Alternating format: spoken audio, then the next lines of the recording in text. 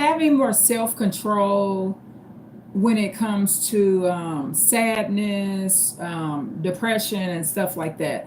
As I said in another video, depression, severe sadness, it's not an emotion that I suffer from.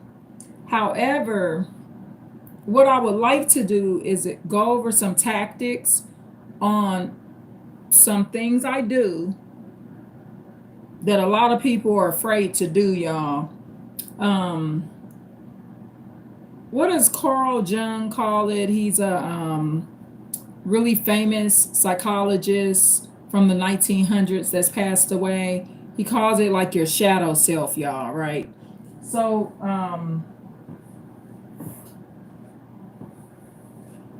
basically, y'all work for way too much. And when I say work for stuff, I'm talking about in the emotional side of life. And enough of the red flags are not noticed. And so many of us indulge in things that we should never proceed with. And we desire too much, right? So ignoring red flags, having a high desire for things leads to a lot of spiritual health issues. You know, they want to call it mental health, and it's just no good. So I'm going to try to break down some examples of the way I do things because, as I pointed out, I use this term called an aware empath. An aware empath is someone that's no different than an aware narcissist. They're aware of who they are, they know what they want to be, and they know what they don't want to tolerate. And they're willing to jump ship on any situation possible. Sophia, hello. Am I pronouncing your name right? Sophia? Or Sophia? Is it Sophia? And you must be a lady, right? Sounds like a lady's name. Hello. Oh, your brother. Okay, okay. Sorry about that. Is your name pronounced Sophia? Am I pronouncing your name right? Brother Sophia?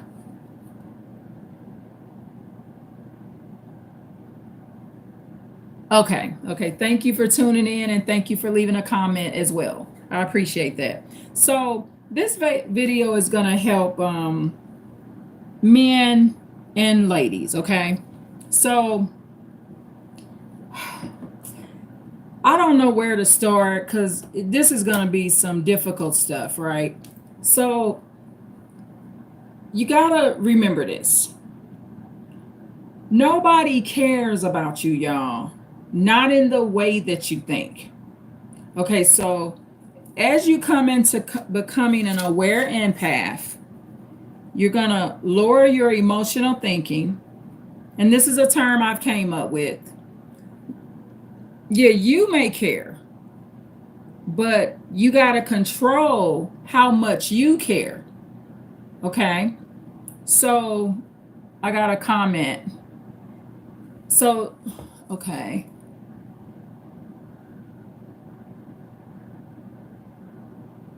So Benda, HO4.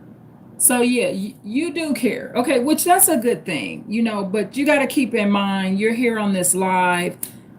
But outside of this, even though you care, to protect yourself, you want to understand how the rest of the world is. Because it's not just about us caring. I care too. That's why I'm on this channel trying to help, right? But you got to come to a reality that most people, 99.9, don't care. Okay? So when you come into being an aware empath, because that's what you want to go into. You want to become an aware empath, not a naive empath, not a depressed empath, not a heartbroken empath, not an empath that's now on their way to the penitentiary because they didn't beat somebody down, or they're on their way in jail because they didn't had to fuck somebody up. Okay, so you don't want to go down that road. So one of the things I do, and I get to see my result of it, right? Okay, and the result is not a bad result. What I end up having is peace, y'all. Peace. Peace. Right now in my home, there's no domestic violence. So following these tactics and these situations and how I reacted to these situations, I end up with peace, no current domestic violence in the home, and pursuing goals. Even if my goal is just, hey, to get on these lives. Okay. So what happens is, one of the flaws when you are not in a, thank you so much. Band-Aid HO4 says that makes sense. So what needs to happen is, of course, y'all have already interacted with narcissists and things like that. But at some point, you learn your lesson from narcissists. But what's so hard is having the ability to lay down the pavement. Okay. And with this, you got to make courageous moves that most of the world will judge you for. Okay, so I will begin here. Kids and children. Kids and children will be used as pawns for narcissists to torture empaths, right? So what will happen is kids, they will be hung like puppets, right? So narcissists will use your children, grandchildren, nieces and nephews as a tool to hurt you. So this is what you want to do in these situations. You got to stop putting so much value on kids.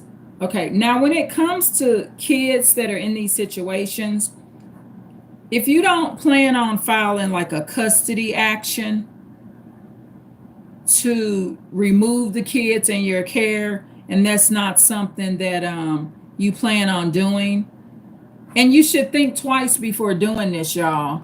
And I'm going to tell you why. A lot of times the kids are going to be narcissists. Their narcissism is already set in.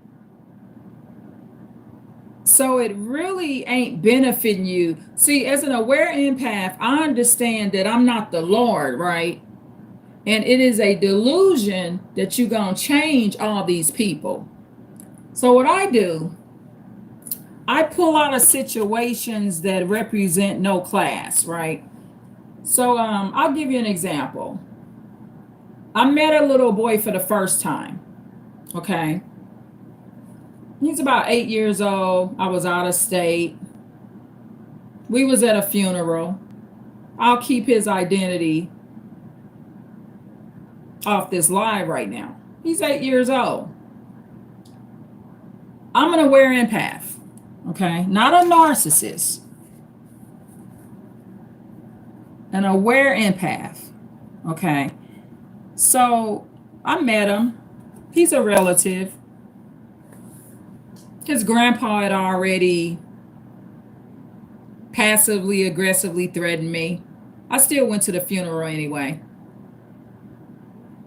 Worst situation I could have ever been in for somebody to pass away.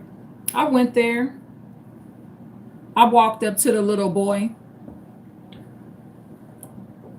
I said, "How you feeling?" He kept his back to me, right? He didn't turn around. He made no eye contact. Didn't turn around. He's being raised by narcissists, y'all. See, in situations like this, I don't really have the control to change the situation. Okay. If I was going to have some sort of custody or something like that, he should have been given to me at birth. 8 years old, the narcissism has already settled in. It's already settled in. So, what I do is listen to me very carefully, y'all. Listen to me very carefully. This is going to be a very hard message because it's going to make you look at kids different, right? All children are not supposed to be in your life, y'all. I'm going to bring this one example up once again that I brought up in a couple of my other videos. The grandma and mom that was murdered and ultimately ended up being chopped up and cooked on a barbecue grill outside, y'all. Black woman. Now, what if when them little motherfuckers, her daughter and granddaughter, what if she had saw the signs when they were kids? You don't believe that can happen, do you? Somebody leave a comment and say yes or no if they believe that. And if you say no, that's fine. I'll explain to you why she could have saw the signs and what the signs could have been. I saw the photos that was taken of the daughter and the mom. It was her daughter and granddaughter, but technically, even though the media paints it like the granddaughter participated in the murder, she actually did not. She just helped hide her grandma's body and cook her on that grill outside in the yard. They're cooking grandma and mom on the grill in the yard. Black people, y'all. So, do you believe that these signs was already there when they were young? I want somebody to answer. I'm just curious to see what you think. Do you think any signs was there? I'll answer it. The signs were there. However, we don't want to view kids in a bad light. We don't want to, we're conditioned that we're supposed to treat children a certain way and that we are not allowed to kind of like remove ourselves from children. I just told you about the 8-year-old little boy that I asked him how he was feeling and he kept his back to me. Never made eye contact, never had met me a day in his life. Just kept his back turned. No eye contact, no nothing. And see, we use excuses, right? So the average empath would have said, well, he was at a funeral. That has nothing to do with you. You're not dead. His rudeness has nothing to do with you. Excuses. We make so many excuses. And that's why so many of us go in grave sites. I treated that little boy just like he was 80. I treated him no different than an 80-year-old. Let me explain to you why. He's not in my custody. For one, he's not my responsibility. I explain the behavior to a narcissist. Watch getting a bunch of advice from unaware empaths, because they're going to get you killed and miserable and unhappy. Be careful with that.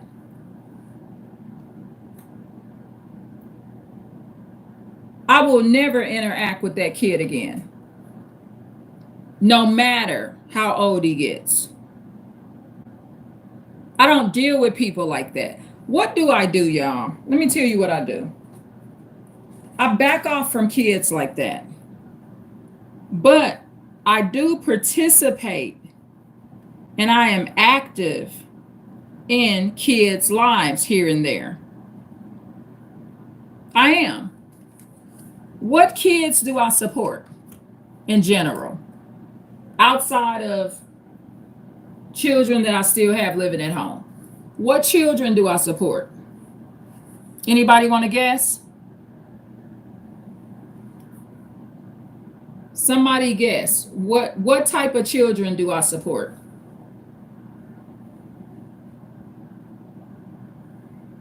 Okay, while you're thinking, religious children.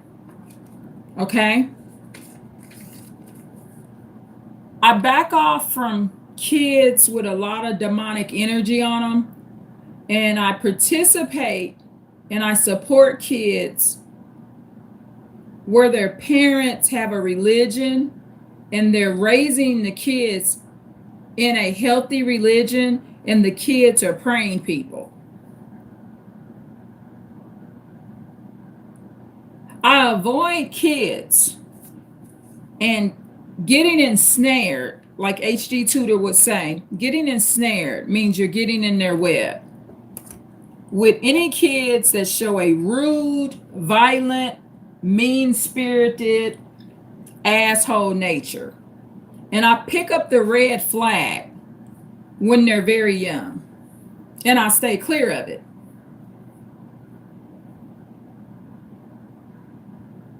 Stop thinking that you got to live your life supporting everybody. Back out these situations. See, the thing is, when somebody's threatening you, they threaten to bash your head in.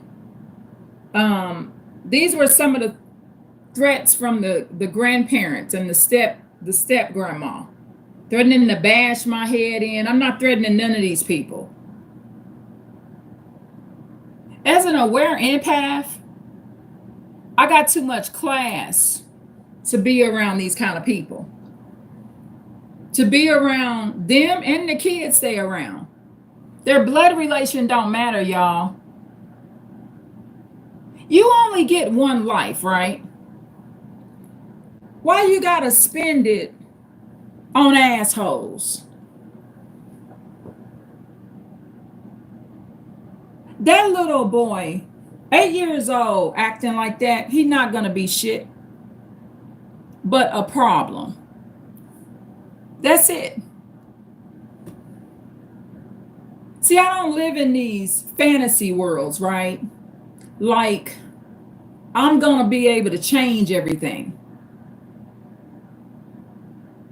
I'm not one of those people that I can't survive unless I'm a grandmother or auntie or big sister. I don't live like that, y'all.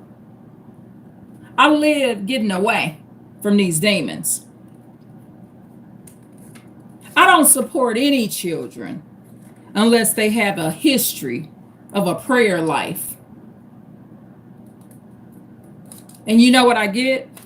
Smiles, hugs, thank you. Can't wait to see you again. How you doing? How you feeling?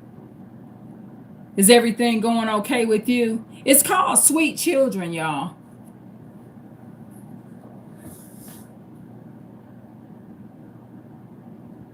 Some narcissists can give you the best advice because they can explain the energy of something and keep you out of mess if you listen.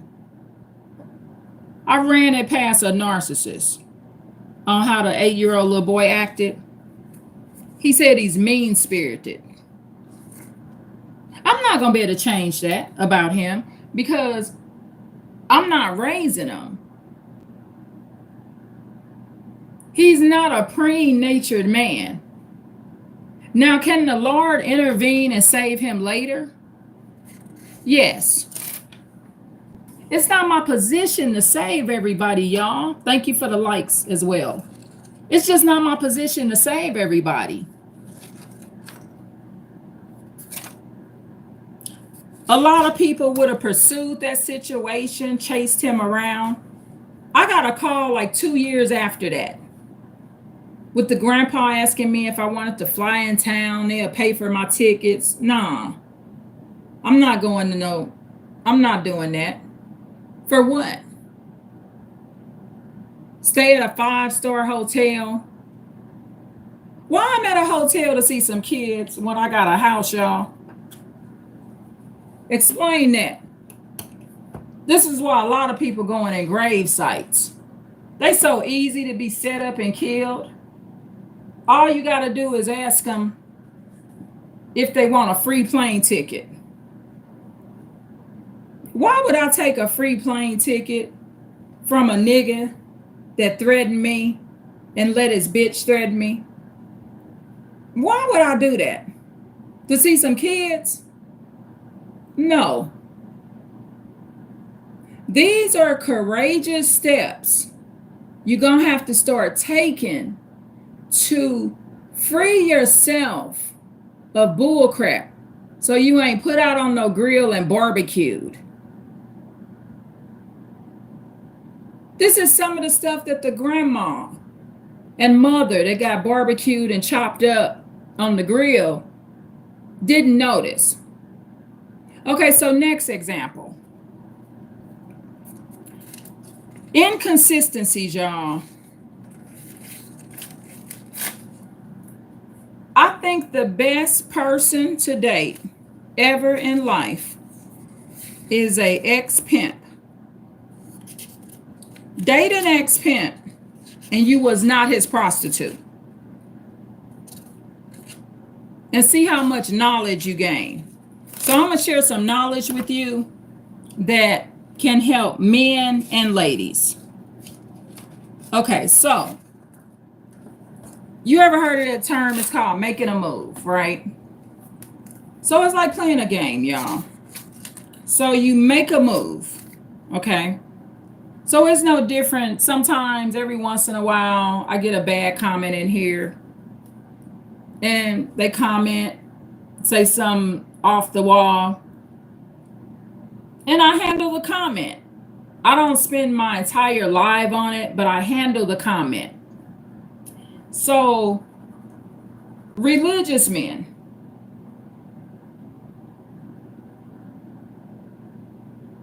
Okay, you got to understand this. And I'm going to say this and don't take offense to it. Okay. I attend religious events here and there. I don't go every week, y'all.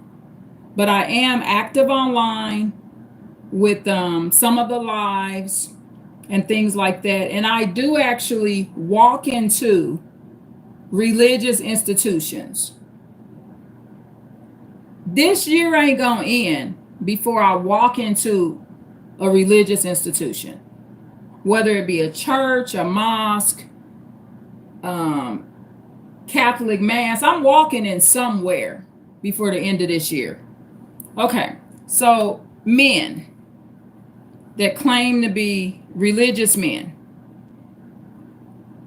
they're not really a man of God in the way that you think if they do not walk in buildings.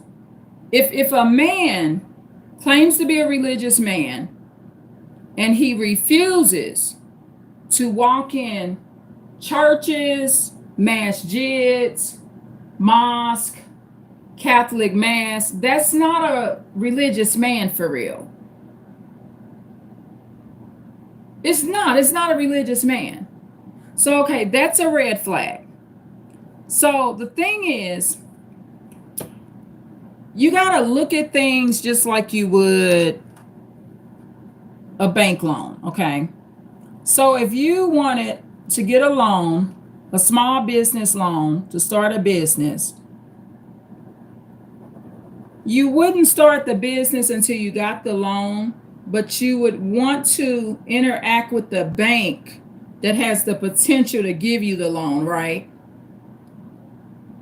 If one bank approves the loan, you're not going to go to another bank that's not willing to even open up a savings account for you. You wouldn't do that, right? So everything is just a game. So what you want to do, this is something that I've gotten kind of good at, y'all. And I think that I've always had this talent in a way, like the talent of making a move early in. I think it began when I was a teenager, dealing with a neglectful situation with my grandmother when she was grieving over losing her restaurant. And I'm going to do a video about that and talk about that situation. But when you are in dating situations or considering dating, be calm. Just listen. Okay, so one gentleman told me, he said he's against fornication. Okay. Within 1 week of saying that, he says he doesn't want to get married unless he sleeps with the woman first. And then he says that is not fornication. Fornication, y'all, is the act of sleeping with someone and having intimate relations with someone, and you're not married to the person.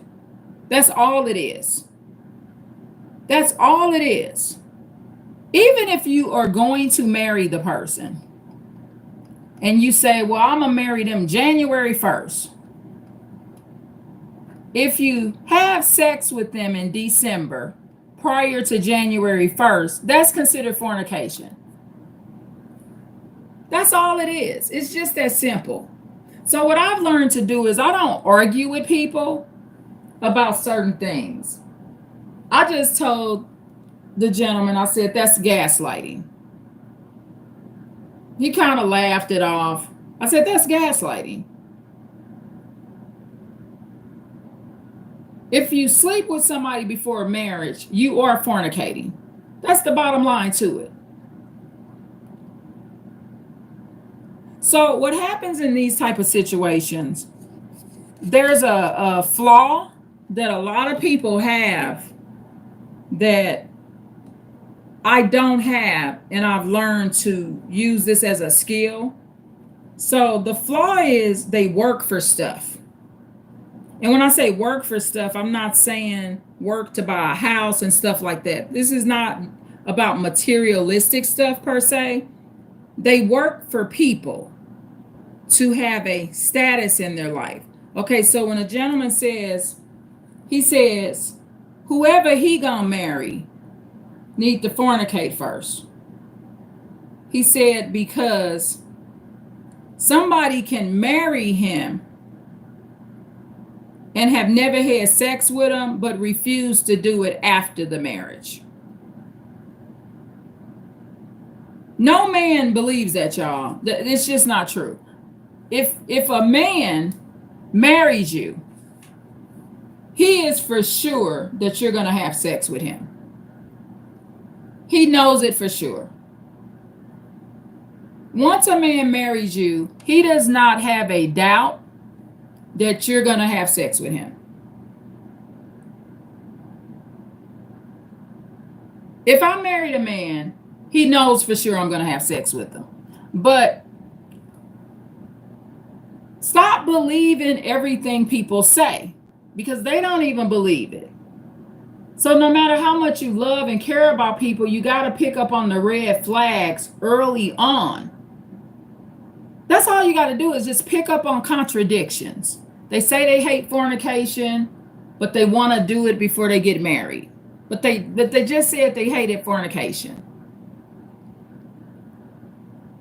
I hate murder and I hate killing people, but I'm going to go kill 4 people next week. That's not adding up, right? I just said I hate murder. I don't like people to do senseless murders, especially older people that's 30 years old and over that definitely know better. They not 19, 18, 17. They not a silly teenager anymore. Okay. 30 years old, they're a full-blown adult. Their brain is fully developed. At 19 years old, your brain is not fully developed. It's just not. You're just a big old overgrown kid. That's all. That decided to pull the trigger because you had a gun in your hand that you had no business having. That's it. That's what it boils down to. The kid may not necessarily even be wicked. They ain't being supervised a lot of times. Don't nobody know where the hell they at. The parents are not on their dean. That's what the bottom line is. So the flaw is feeling like you have to work for things and earn people's approval. So what happens is somebody says to you, well, they want you to fornicate before marriage. So you go fornicate because you want to work for the marriage title and role. So you're convinced that you have to do this. And this is where dating a pimp will help you. You ain't got to do shit. That's the number one pimp rule. A pimp ain't got to do shit but sit there and wait on his hoes to bring the money back. That's it. So once you start thinking like that, you will be okay. Make moves. Stop caring about people. Don't nobody care about you. Nobody cares.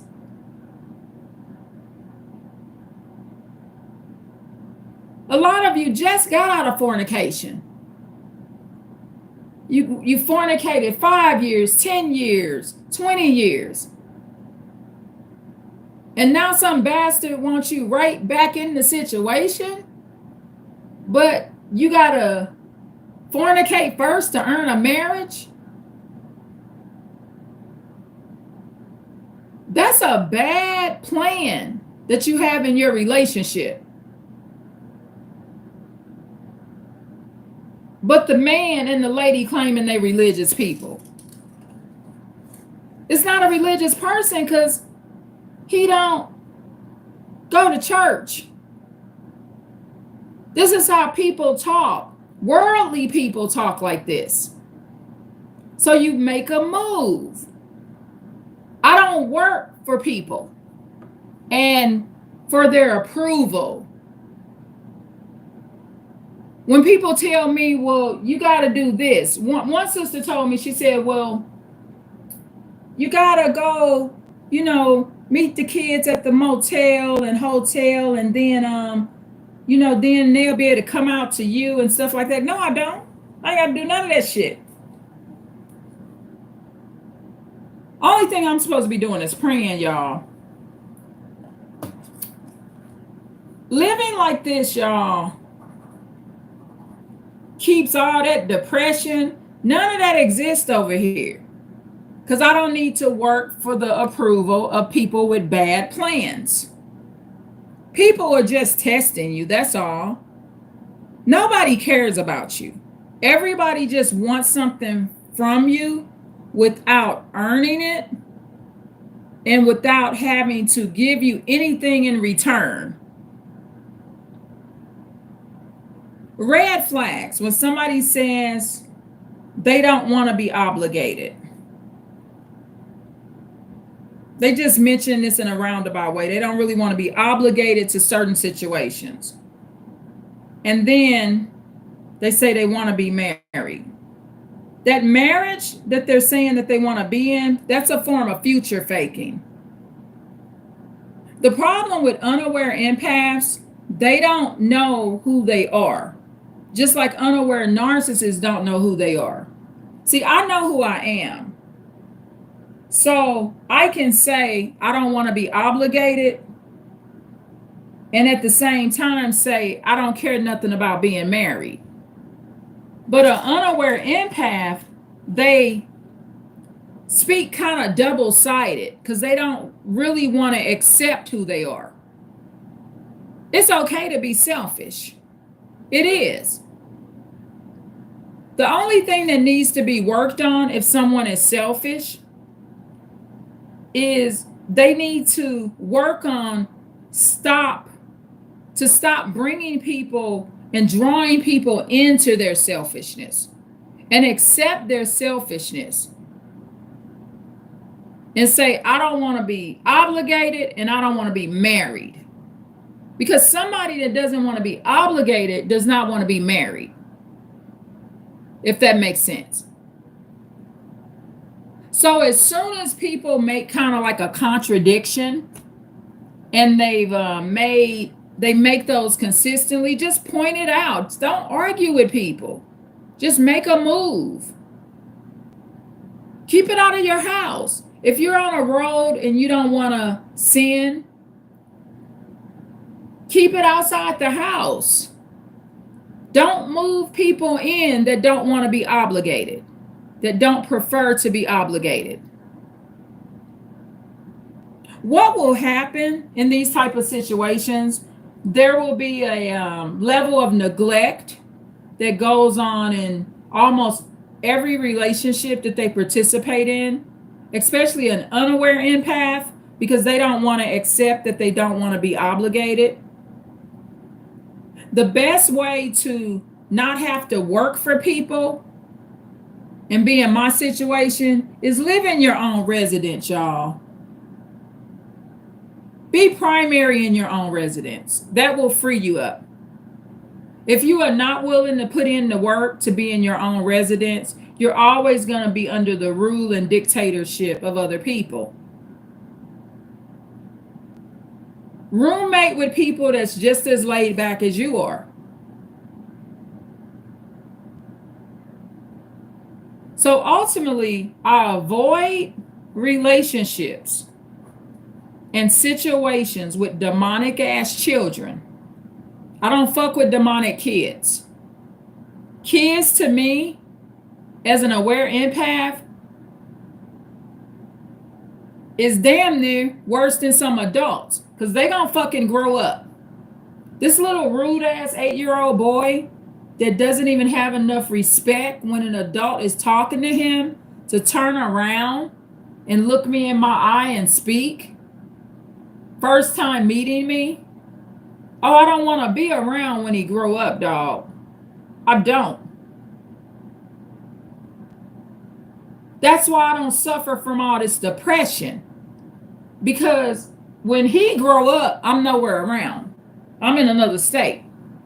Same way with guys when they talking about they religious men, they're the chosen one, they're all of this stuff. But ultimately, their real goals are Satan driven. Because if your goal is to fornicate before marriage and you say that out of your mouth, and that's like a requirement of yours, you don't give a shit about God in heaven. You don't.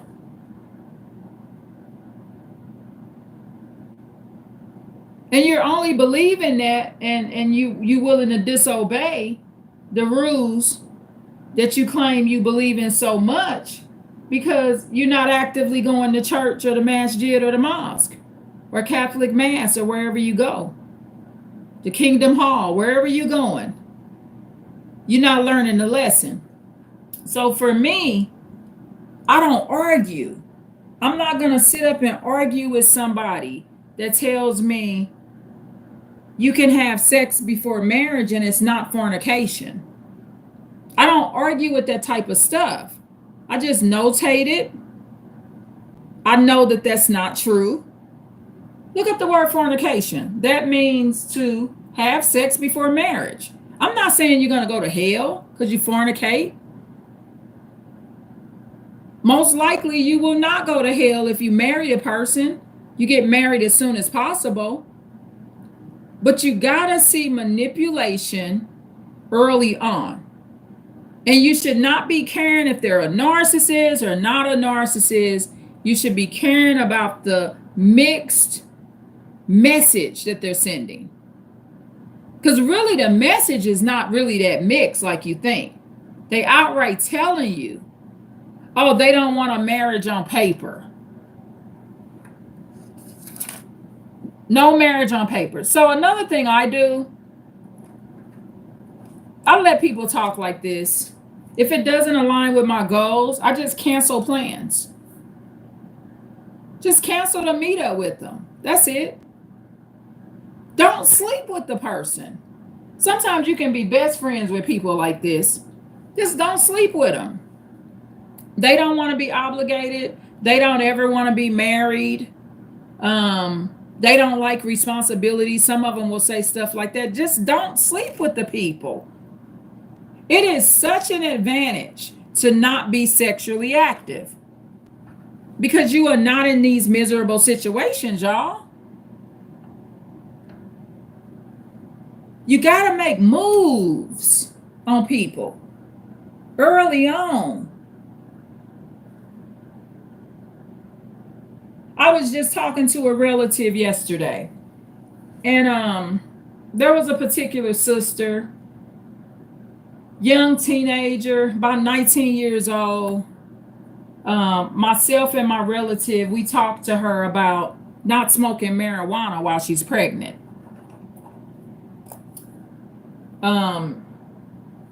She was pretty disrespectful towards me, but she said she also didn't like the way I talked to her as well. I was brought into it because my relative asked me, how did I feel about a mom smoking marijuana while she's pregnant? I said, well, that lady doesn't care too much about her child. And the child hasn't even made it here. I Googled smoking marijuana while pregnant. Guess what, y'all? You can actually have a stillbirth. The girl 19, she already a narcissist, y'all. You can't help her, right? And you know what she told me? She said, you caring about somebody baby, something to the effect of, you caring more about somebody baby than they do. And it's not your baby, so why does it matter? Something to that degree. Basically acknowledging that I'm a caring heart. Because, you know, I ain't met her in person, but I'm giving advice because there's a regard and care that I do have for her little baby that's in her stomach. I feel so bad for the baby. I'm so glad to have a mother that I have. That's why y'all got to stop being mad at your mother. I'm very grateful that my mom didn't light up all the cigarettes and weed on me and smoke my brain out and make it where she had a stillbirth with me. I'm born dead because she smoked me out, y'all. I'm in my mama's womb and I'm already half dead or paralyzed because she smoked me out. My mom didn't smoke, and I thank the Lord for that.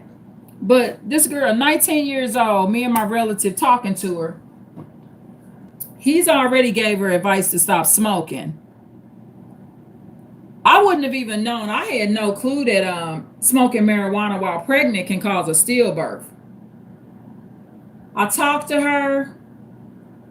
She's the typical narcissist telling me, well, you know, I don't like you telling me that that's like the baby getting high, and I don't like this, and that. And I said, well, I don't like that your baby is pretty much smoking already in the womb. I don't like what you're doing to your baby.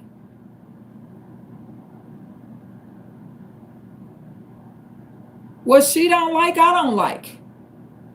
She got something she don't like, I got something I don't like. But the last time I talked to her, I tried to give her a little bit more advice. She's too young, not ready for it, too narcissistic. I didn't like the aura of it and the spirit. And what I try to do is get away from people and situations when the person doesn't like me. Okay. So she doesn't like me. Okay. They hated Jesus. And you know, Jesus gave some good advice. And what did they do to him? Killed him. So we're not going to be no different than Jesus. She acknowledged the last couple of times I talked to her that I was basically more caring about her baby than she is. And it's not even my baby. That's what she said too. She said, it's not even your baby. You know what I did? You got to start listening to people. Do what they tell you to do. She told me, well, why are you caring about my baby? It's not your baby. So I said, okay, as an aware empath, I got to become indifferent to her. Indifferent means you don't feel nothing good or bad towards them. It's just out of your life and you're done with it. And her baby that she's carrying and the marijuana that she's smoking is no longer my concern. Viewing it just like a normal person would. Only empaths care about other people's problems. Normal people do not care about other people's problems in the way that we do. So I had to adjust my emotions. She told me, why are you caring? It's not your problem, basically. So my relative, she freeloads off my relative, don't pay for rides, claims she ain't got the money. Just a whole narcissist manipulator, not caring about anybody. So I told my relative, I said, because he was on his way to pick her up. I said, I don't want to hear her voice no more. I don't want to interact with her anymore. I said a couple of things to her, kind of like telling her a tad bit about my life. She had no compassion. There's no empathy there. In my opinion, she definitely has like an anger management problem, but she knows how to kind of like get revenge on somebody in a passive aggressive way. And I understand that for sure. But she willing to do it to somebody that she say is caring more about her baby than she do in some sense, an unborn baby. You know how strong marijuana must be for the unborn baby. You never see people smoke marijuana and they be coughing and stuff. A whole adult will be smoking marijuana and they be just coughing over smoking marijuana. Picture the baby. Picture the baby in the womb smoking it. Imagine how that must feel to the newborn. Not the newborn, the unborn. The baby's not even a newborn yet. The child is unborn. So making a move quicker. I told my relative I don't want to have anything to do with her. He respected it. I said I don't want to hear her voice. He said he's glad that she didn't have any current money to smoke marijuana. I said I don't care. It's not my problem. The girl told me don't worry about her problems. So that's what I'm going to do. As an aware empath, I'm going to do exactly what she told me to do and leave her alone. My advice is too valuable to be giving it to her. See, I'm not trying to win her approval or get this little teenage girl to like me. She's not my daughter. Logically, why should I care? I'm stressing myself out for no reason. She's not going to listen to me anyway. So I want y'all to learn this skill so you can back out of these situations. Oh, I would be happy if I found out she didn't smoke marijuana anymore. That would make me happy. But at this point, I just got to act like I never met her over the phone. I just got to act like I never met this girl in the first place. Her problem is no longer my problem. because she has told me that I should not be concerned about her. Some people know they're not even going to live out their years, y'all. They're like, why are you so concerned? She might be looking at her life like she going to die in 5 years. She may have just no care about her life. And this is no different than backing out of the situation with the 8-year-old little boy. Leave these kids alone. You will experience so much joy not being so into kids like that. On paternity court, the sister says this sometimes. And you know what? I'm not going to lie. I didn't agree with it at first. You know, the sister that is the judge on paternity court, she has one son and a husband. She doesn't have a bunch of kids. And she had that one son when she was about late 30s, early 40s. She waited a good while to have him. She says on her show, and she said it more than once, it's more to do with your life than having a bunch of babies. She always says that. Here and there you'll hear her say it. At first I was like, nah, I don't really, it didn't feel comfortable, but it's true. It's more to your life than figuring out how you gonna make some rude kids happy. Wasting your money, wasting your time, giving up your freedom, giving up your privacy, just to deal with some narcissists. Because the people that's raising them is narcissists, threatening you, all kind of stuff. Going back to the dating situation, y'all, if you claiming to be some kind of man or woman of God, and you trying to build a better relationship with the Lord, then you're going to have to pay attention to the red flags with the contradiction. You don't have to fornicate with somebody to see if he or her like it for them to marry you. You don't have to do that. You can say, no, I'm not doing that. You working to earn a person. That person is going to turn on you, y'all. That's called future faking. Narcissists and unaware empaths do that. That's future faking. That's all it is. Unaware empaths gonna act like narcissists sometimes, y'all. Look at their background. If you a lady and you're dealing with a man, what was his father like? Was his father a player? Is this person that's talking about they gonna fornicate then marry you? Is his biological father a player? If so, he is too. He has that DNA in him. And he's full of shit. With a lady, she's saying she want to fornicate, then marry you later. Is the women in her family, is it a bunch of hoes and sluts? And you ain't no hoe or slut just because, when I say a hoe or slut, I'm not saying even somebody that's slept with a bunch of men. I mean, you got girls that have been molested that grow up and be quite promiscuous. I'm talking about a real hoe and slut. They don't retire from the game. This goes on to they 89. They have a serious pattern in the family of a bunch of women living like this.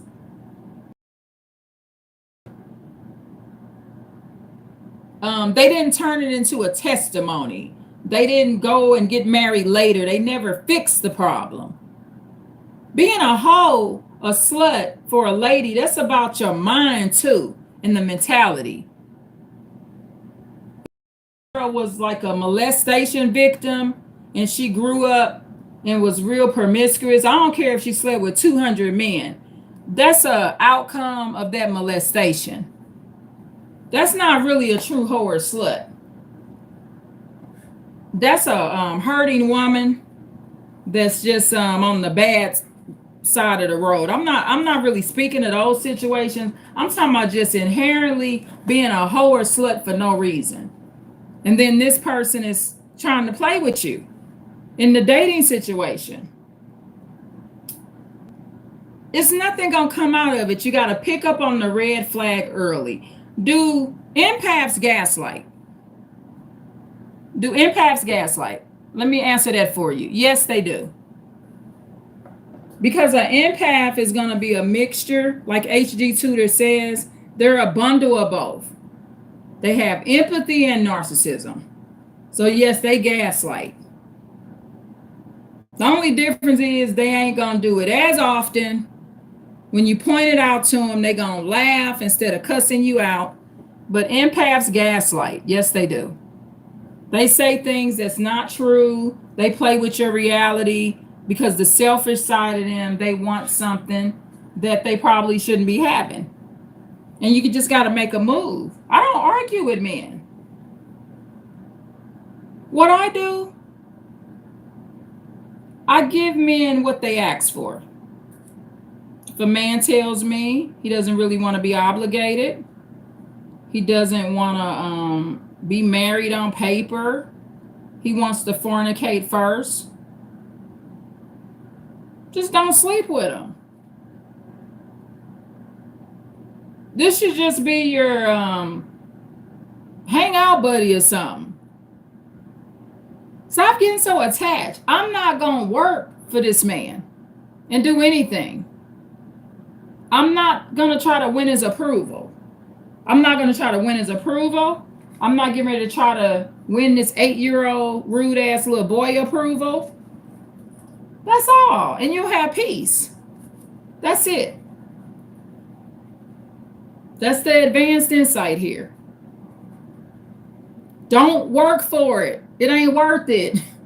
You working for some shit that's going to have you miserable in 20 years. That's it.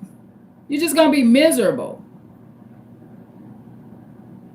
Just say no without using the word no.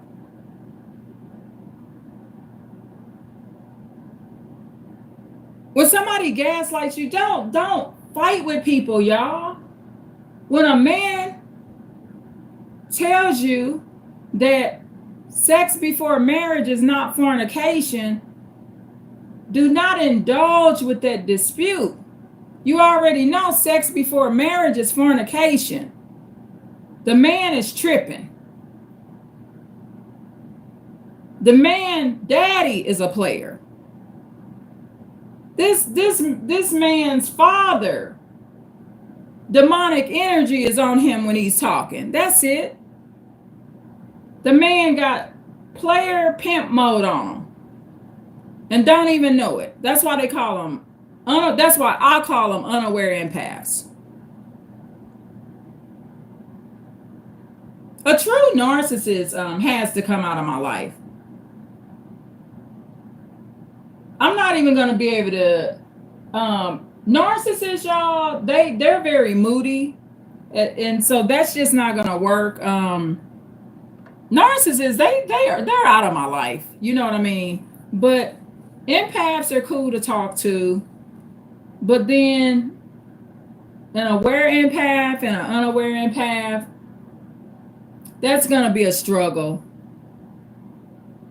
Because unaware empaths, they keep you kind of miserable. Because they still not understanding no contact. They not. Cut the contact sooner. As soon as you get the bad feeling or bad vibe, somebody's unappreciative of you, like with that little 19-year-old girl. I told my relative, I said, I don't want to hear her voice no more. My advice is too good to be given to this evil ass little girl. I'm done with her. I can come on here and do my live and give the advice here. Marijuana is horrible for a baby that's in the womb, that's not even born yet. To an unborn baby, Marijuana is horrible. Think about this. Even if it doesn't cause the baby to pass away and the mother has a stillbirth, even though that baby does not die in the mother's womb or die at birth, look at what all of that THC and all them chemicals and marijuana is doing to this child's brain. It might be worse than giving them heroin or her heroin. I don't know. Because when you think of heroin, you think, okay, somebody's being put to sleep, right?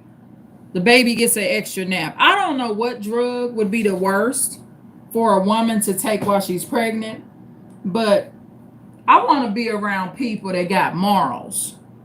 Remember I said in the beginning, I interact. What kind of children do I interact with? You got to have a standard, y'all, on the type of kids that's around. If you're going to support kids, go to their graduations, go to their events, go to church kids events, and go to Muslim kids events and religious kids. I'm not talking about no Satanism, y'all. I'm talking about religions that believe in a heavenly Lord. That's what you want to do. Then the one Most High will bless you. Y'all think, and some people think, we may think that you just gonna be blessed just because you help a kid. That's not how that works. When I was at that funeral and then I walked up to the 8-year-old boy, however old he was, and that little boy was rude to me, there's no blessing coming out of that. The Lord told me to leave him alone. What I want that for? I'm not going to be able to change it because I don't have custody of him. Why I want custody of him? For him to grow up and chop my ass up and put me on a barbecue grill? That's the problem with the black woman and with her mom, with her daughter and granddaughter. She couldn't see the assholes they were when they were kids. One of the red flags I saw with the lady that got put on the barbecue grill and cooked and was murdered like that. One red flag is the she didn't really look too happy on the photos with the daughter. I saw one photo of her taken with her daughter. I could see the narcissism in her daughter. The granddaughter didn't give off no real bad vibes. She just, her jail picture looked kind of lost. Like, damn, I wish I would have got out of this situation. So she looked kind of lost and confused on her mugshot.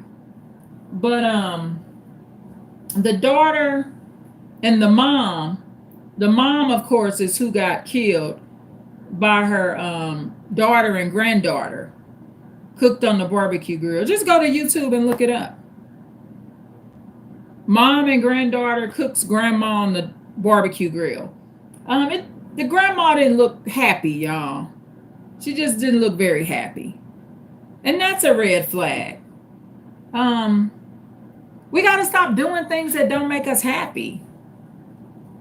Don't argue with people, just make moves. Okay, this person say they want to fornicate. This is not something I do anymore. Okay, X that off the list. That ain't no good situation. This person, they say they want to use drugs. You don't use drugs anymore. X that off the list. This person say they want to go shoplifting. You don't shoplift no more. X that off. Don't argue with them. Don't debate. Just make a move. You don't have to earn and work to have a relationship with these people. All my relationships were natural, y'all. All my healthy relationships were natural. Every single one of them. Any relationship that I still have in my life, when I say relationship, it doesn't have to be intimate. It all was very natural, not coached, not forced, none of that. And they ain't relationships where they always sitting up in your house neither. Sure ain't. Them relationships where y'all sitting up in the crib together, like y'all waiting on some other gang members to come by and fight with you. Them not good situations either. Those situations don't work.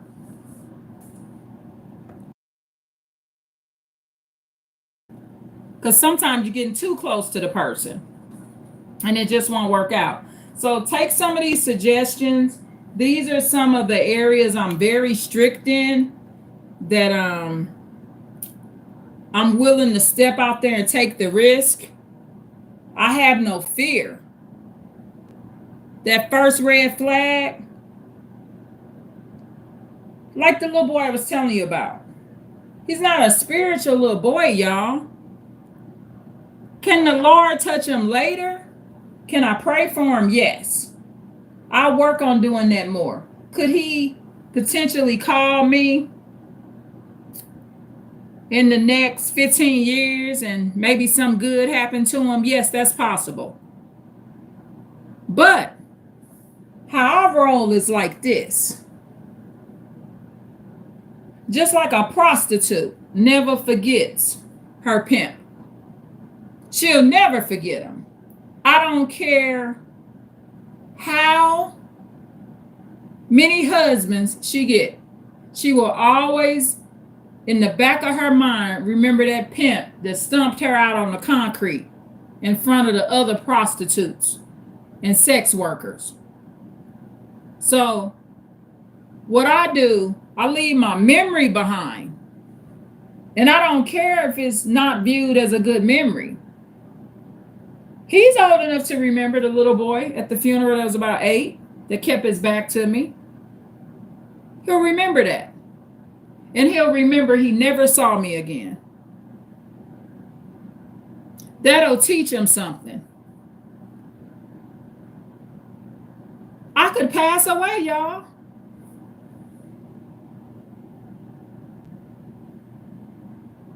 He could mourn me later and say, man, I wish I would have turned around and spoke to her or something. That was my relative. Leave that memory. And you leave the memory of leaving it alone, y'all. You will never have a happy life if your everyday life, you feel like you gotta earn love, you gotta work for this situation.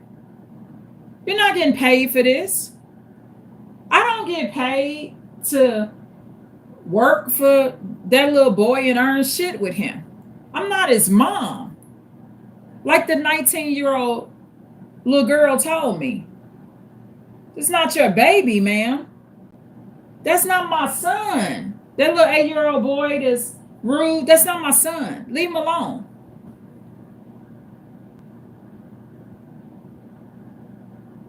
Kids do not respect the adults. This is 2025. Kids are not respecting adults that mentor and raise them anymore. They're not doing that no more. That's some old outdated shit to these kids now. These kids now want to stump your ass out. So you better pay attention when they got their back to you and the little rude motherfucker won't turn around and say shit to you. Leave these motherfucking kids alone. I support kids, but this is the quality of child that I choose to support. I go to kids' events. The kids and the parents invite me. I attend. But I support religious children because I like the courteous, I like the respect, I like the courtesy, the respect. I like their eye contact that's healthy for a child towards adults. I like their decent clothes that they're wearing, that their parents put them on. That's how I move. I will support a praying child that's not my blood relative before I support that non-praying child. Praying children act different, y'all. Even my own children. I'm more likely to support my praying child over the one that's saying they got a problem with God and stuff. Because, see, I know that child of mine that's saying he got a problem with God don't mind taking my life. He don't mind letting this woman put her fist in my side. I've done all kind of lives about this. Live videos about this. Go look at my lives. I talk about it. I walk through somewhat of a channel of hell, but there is a heaven. And this is all you got to do. I'm teaching you the tactics, but you cannot be fearful. Ask yourself, or you just, because unaware empaths do this. They just babysit and watch kids. They just do it out of pure obligation. An unaware empath, they don't even consider if they really want to do it. An unaware empath will just do a live video just because somebody else did it or something, or they was suggested to do it. Aware empaths, we do things because we want to do it. 70% of stuff that unaware empaths do, they don't want to do it. So what I'm adding to this channel is teaching you how to not care no more and how to get up out the situations. Stop doing stuff you don't want to do. It will benefit you. I don't want to be bothered with them kids. I don't contact them kids. I'm not blowing up nobody's phone to talk to them. People put too much value on non-praying, rude, disrespectful kids. They're not going to get better when they grow up, especially if they're being raised by narcissists. You just as well give it up. So these are the strategies I use. And guess what? Guess what the result is? I get something good out of it. I got 4 likes. I'm helping y'all give you an actual strategy so that going forward, you won't look at relationships, gaslighting, and kids the same. And then you will ultimately have peace and freedom, and you'll have things like businesses, cleaner homes, other relatives visit, prayer meetings, walking around the track, health, making your doctor's appointments, getting your manicures and pedicures, getting your hair done, stuff like that. You ain't got to spend the rest of your life with kids tagging all around you. Keeping kids nowadays, y'all, like I said, this is 2025. Their parents and those kids will not respect you. So I'm teaching you real live examples so you can look for the red flags. I'm trying to teach you not to be so fearful and teach you the result. The result is peace and freedom and not spending all your money up. That's all they want to do is take your money, y'all.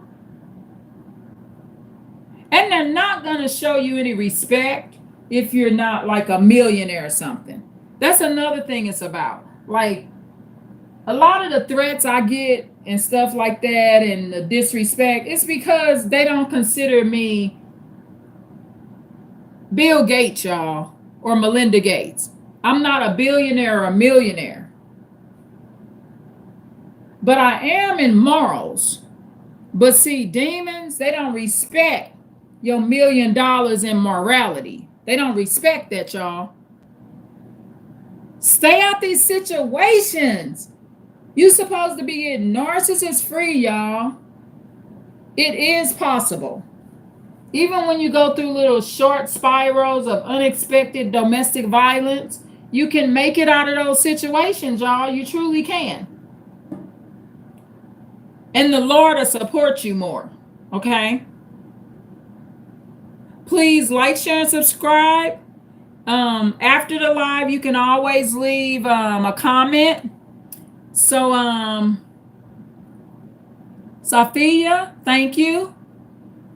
Appreciate you so much once again. Let me see if there's any more comments here before I end this live.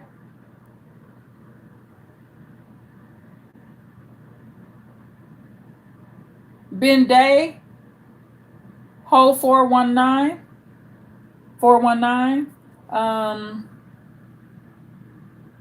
I like the names of y'all YouTube channels. They be so cute. And then I like how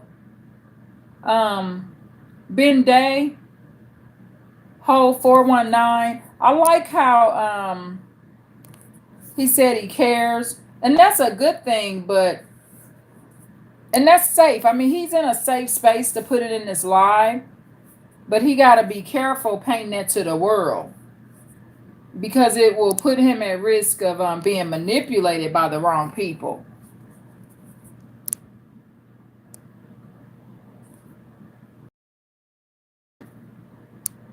I plan on doing a video about a lot of situations I was in and how I handled it.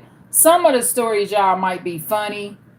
I got so many video ideas. I'm gonna be doing a video to kind of help understand what neglect is as well. Not just what the dictionary says neglect is, but actually the spirit of neglect, how it begins in families, how it affects ladies and men once they grow up, the habitual habit, the unawareness to neglect.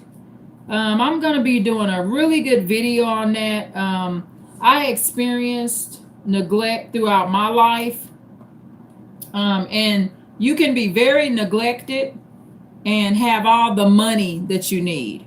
Neglect is not just financial, it's much, much more. So I found that subject may be interesting. Also, when I talk about this subject, I'm going to share with you, and I'll share this right here as far as neglect. If you are in no contact with narcissists and you are fleeing or freeing yourself from a situation and you're unable to take care of your responsibilities because kids are under narcissists, that's not neglect. Okay?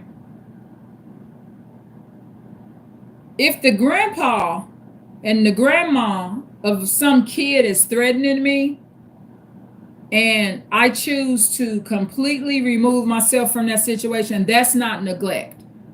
No contact and stopping and avoiding abuse and preventing a tragedy and staying out of a situation that you know you cannot handle, that's not neglect. If you are freeing yourself of a situation because it increases your anxiety, it makes you feel spiritually or mentally ill, that's also not neglect. So I will be going over that in that video as well, so you can understand what neglect really is. The neglect does not apply if you have to be in no contact. Google might not tell you that.